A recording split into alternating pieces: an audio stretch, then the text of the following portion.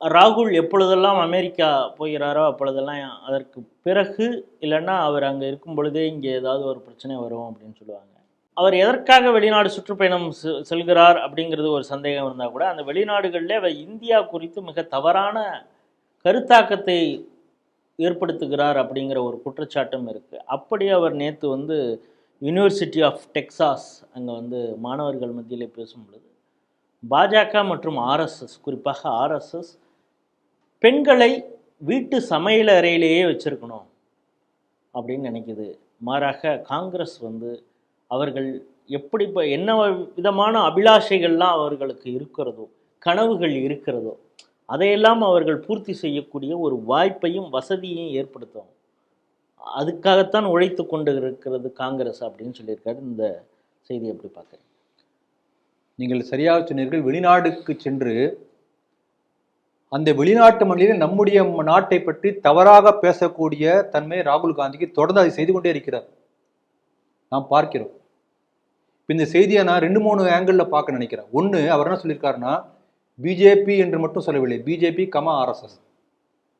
அப்போ அது மூலம் என்ன மீன் பண்ண நினைக்கிறாருன்னா ஆர்எஸ்எஸ் தாங்கி நிற்கக்கூடிய அந்த ஹிந்துத்துவா, ஹிந்து, அப்போ இந்த நாட்டையும் ரொம்ப கிழிக்கிறார்.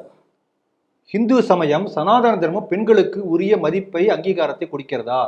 அது உள்ளார்ந்த ஒரு பொருள், கொடுக்கவில்லை என்று சொல்கிறார். இல்லாட்டி ஆர்எஸ்எஸ் இருக்கணும். ரெண்டாவது, பிஜேபி கவர்மெண்ட், பிஜேபி அரசாங்கம் பெண்களுக்கு சரியான வாய்ப்புகளை, வசதிகளை செய்து கொடுக்கிறதா? இது ரெண்டாவது, அதில் வரக்கூடிய கேள்விக்கு நம்ம பதில் பார்க்க வேண்டியது. மூன்றாவது என்னன்னா, காங்கிரஸ் உண்மையிலேயே அந்த மாதிரி கொடுத்திருக்கிறதா? நான்காவது, நீங்க சொன்னது இவர் வெளிநாட்டில் சென்று ஏன் பேசணும், இந்த நான்கையும் நம்ம பார்க்க வேண்டியிருக்கிறது. இப்போ பாருங்க, அவர் என்ன சொல்கிறாருன்னா, இப்போ நம்முடைய நாட்டிலே பெண்களுக்கு, நம்ம நாட்டில் பெண்களுக்கு கொடுக்கப்பட்டது போன்ற ஒரு மதிப்பு உலகத்தில் எந்த ஒரு நாட்டிலே கொடுக்கப்பட்டிருக்க வாய்ப்பே இல்லை. ஏன்னா இங்கதான் பெண்களை தெய்வமாக கருதக்கூடிய, வணங்கக்கூடிய போக்கு நம்ம நாட்டில் மட்டும்தான் இருக்கு. அது மட்டும் இல்லை, யாராவது நம்ம நாட்டினுடைய அந்த இதிகாச பாத்திரங்கள் எடுத்துக்கணும், அப்பயே தெரியும் உங்களுக்கு.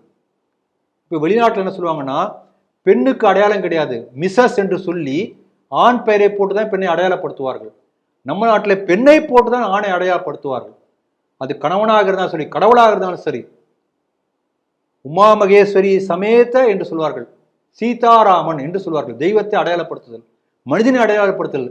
தேவகி நந்தன், தேவகியினுடைய குழந்தை கிருஷ்ணன், கங்கா புத்திர பீஷ்மன், இப்படிதான் சொல்லுவார்கள்.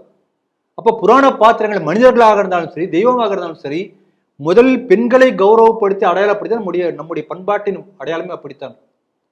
நம்ம புராணங்கள்ல பல உதாரணங்கள் இருக்கு. உதாரணம் சொன்னோம்னா பிருகதாரண்யக உபநிஷத்து என்று ஒன்று வருகிறது. அதுல என்ன ஒரு சின்ன சம்பவம் என்னன்னா, ஒரு பெரிய பீகார்ல, இப்ப இருக்கக்கூடிய பீகார்ல ஒரு பெரிய வித்வத் சபை, அறிஞர்கள் மாநாடு. அதுல யாக்ஞவல்கியர் என்ற அந்த காலத்திற்குரிய தலை சிறந்த ஒரு ஞானி, அந்த ஞானியை வாதில் யாராவது வந்து வெற்றி பெற்றால் அந்த சபையில அவர்களுக்கு 1000 பசுமாடுகள், 1000 பசுமாடு கொம்புல வந்து தங்க காசு கட்டி கொடுக்கப்பட சொல்லி என்று அறிவிக்கிறாங்க. அப்ப எல்லாம் பயப்படுறாங்க. அப்ப கார்கி என்கின்ற ஒரு பெண் யாக்ஞவல்கியரை வாதில் வென்று, அது என்ன வாதில் வென்றாங்கிறதே பிருகதாரண்யக உபநிஷத்துல இருக்கு. அந்த 1000 பசுமாடுகள் தங்க காசுகளோடு எடுத்து செல்கிறார்கள். இப்படிப்பட்ட ஒரு செய்தி அந்த உபநிஷத்துல இருக்கு. அப்ப என்ன அர்த்தம், அந்த உபநிஷத் தோன்றிய காலம் கிட்டத்தட்ட 3000 ஆண்டுகள் இருக்கலாம். 3000 ஆண்டுகளுக்கு முன்பாகவே இந்த நாட்டிலே பெண்கள் ஒரு படித்த அறிஞர்கள் இருக்கக்கூடிய சபையிலே தலை சிறந்த அறிஞரை வாதத்திலே ஜெயிக்கக்கூடிய அளவுக்கு புலமை பெற்றிருந்தார் இல்லைங்களா?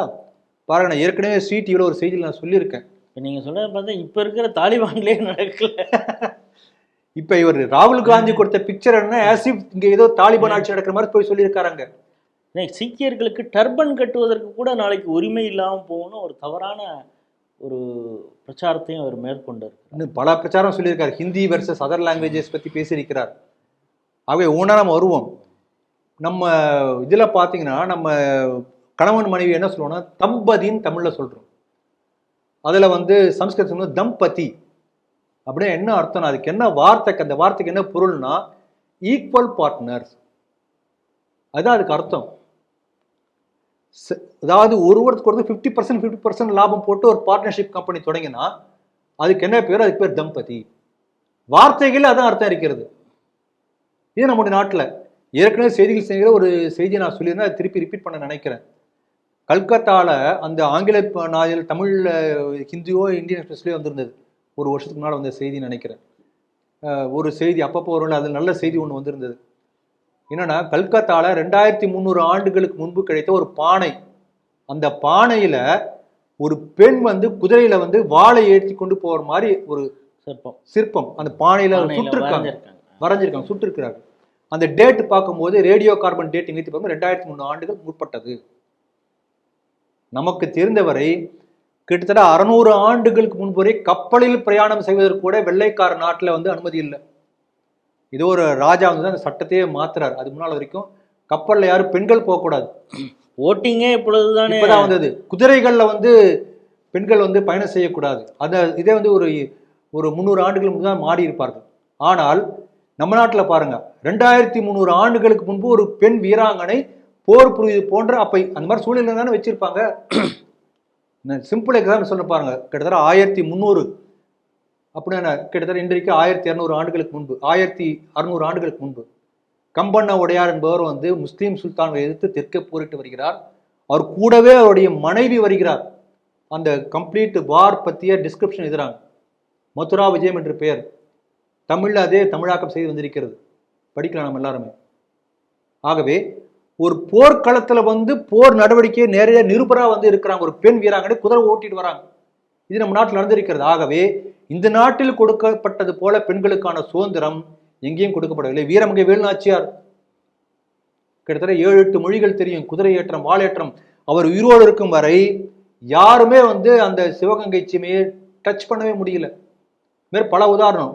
தாராபாய், மராட்டிய பேரரசு முகலாயர்களை கம்ப்ளீட்டா அழிச்சது யார் ஆட்சி காலத்தில்? தாராபாய் ஆட்சி காலத்துல. ஒரு பெண்மணி. முகல் பீரியடே இல்லை. இன்றைக்கு நாம் பார்க்கக்கூடிய இந்தியா, பாகிஸ்தான், ஆப்கானிஸ்தான் வரைக்கும் வந்து அந்த பறந்து விருந்த மராட்டிய பேரரசு நிறுவதியார்னா தாராபாய் ஆட்சி காலத்துல. ஆகவே சொல்லிக்கொண்டே போகலாம். ஆகவே நம்முடைய நாட்டிலே கொடுக்கப்பட்டது போல பெண்களுக்கான வாய்ப்புகள் நம்முடைய இந்து சமுதாயத்தில், சனாதன தர்மத்தில், நம்முடைய கலாச்சாரத்தில் கொடுக்கப்பட்ட வாய்ப்புகள் எங்கேயுமே கொடுக்கப்படல. முதல் பாயிண்ட். இரண்டாவது, இவர் சொன்ன மற்ற பாயிண்ட்டுக்கு வருவோம். பிஜேபி அப்படி சொல்றாரு அவர். பிஜேபி ஆட்சி காலத்துல பெண்களுக்கு இந்த அளவுக்கு ஒரு மரியாதை கொடுக்கப்பட்டது. மோடி அவர்கள் சிஎம்மா இருக்கும்போது தான் குஜராத்ல வந்து இந்த மாதிரி பெண்களுக்கு இந்த ரெஜிஸ்ட்ரேஷனுக்கு 50% குறைவாக கொடுத்தாரு. அப்போ பல பெண்கள் பேர்ல வந்து வீடு, லேண்ட் ரிஜிஸ்டர் பண்ணாங்க. எம்பவரிங் த விமன் பண்ணது மோடி தானே, பிஜேபி கவர்மெண்ட் தானே. உஜ்வலா ஸ்கீம் கொண்டது யாரு? மோடி தானே. அதை விடுங்க, இந்த பல ஆண்டுகளாக கிடப்பில் போடப்பட்ட 30% ரிசர்வேஷன் யாரு இது நிறைவேற்றியது? பல எதிர்ப்புக்கு மத்தியில இஸ்லாமிய பெண்களுக்கே விடுதலை வாங்கி கொடுத்திருக்காங்க, விடுதலை கொடுத்தது. இப்படி சொல்லிக்கொண்டே போலாம். ஆனால் இப்படிப்பட்ட ஒரு பெண், பாதிக்கப்பட்ட ஒரு பெண் ஜீவனாம்சம் கேட்டு கோர்ட்டுக்கு போன போது அந்த பெண்ணுக்கு ஜீவனாம்சம் தரக்கூடாது என்று சட்டம் போற்றதை மாற்றியது காங்கிரஸ் கட்சி. ஆகவே பெண்களுக்கு எதிரான கட்சி காங்கிரஸ். பெண்கள் உரிமையை பற்றி பேசக்கூடிய அருகதையே அந்த காங்கிரஸ் கட்சிக்கோ அதை சேர்ந்த ராகுலுக்கு கிடையாது. இதை நம்ம தெளிவாக புரிஞ்சுக்கணும். அதுக்காக இந்த அளவுக்கு நான் சொல்ல விரும்புகிறேன். இன்னொன்று பார்த்தீங்கன்னா, வெளிநாட்டு மண்ணில போய் ஹிந்தி வெர்சஸ் அதர் லாங்குவேஜஸ், இந்த மாதிரி கேஸ்ட் பாலிடிக்ஸ். ஆகவே இப்படி பிரிவினை பேசக்கூடியவர் ஒரு பிரிவினைவாதியாக தான் இருக்கார். இதுக்கு முன்னாடி வரைக்கும் இந்த மாதிரி பல முறை பேசியிருக்கார். ஆனால் இப்போது எதிர்கட்சி தலைவரான பிறகும் கூட இப்படி பேசுகின்றார் என்று சொன்னால் ராகுல் Gandhi is a very very dangerous person to our democracy. பொய்யை சொல்லுகிறார், பொய்யை சொல்லி பிரிவினைவாதத்தை தூண்டுகிறார். நம் நாட்டை பற்றி தவறான ஒரு கருத்தை வெளிநாட்டில் விதைக்கிறார் என்று சொன்னால் நம்ம நாட்டை அவமானப்படுத்துறார். தன்னுடைய தாயை பத்தி யாராவது இன்னொருத்தர் முன்னாடி ஒரு அவமானமா பேசுவானா? தாயும் தாய்நாடு ஒண்ணுதான். அப்படிதான் நம்ம படிக்கிறோம். பெற்ற தாயும் பிறந்த பொன்னாடும் நற்றவ வாணியும் நனி சிறந்த சொல்றோம் இல்லையா? அப்ப தாயை பழித்ததுக்கு சமம் இவர் பண்ணது. ஆகவே இவர் ஒரு மிக ஆபத்தான ஒரு நபர், ஒரு பிரிவினைவாதி.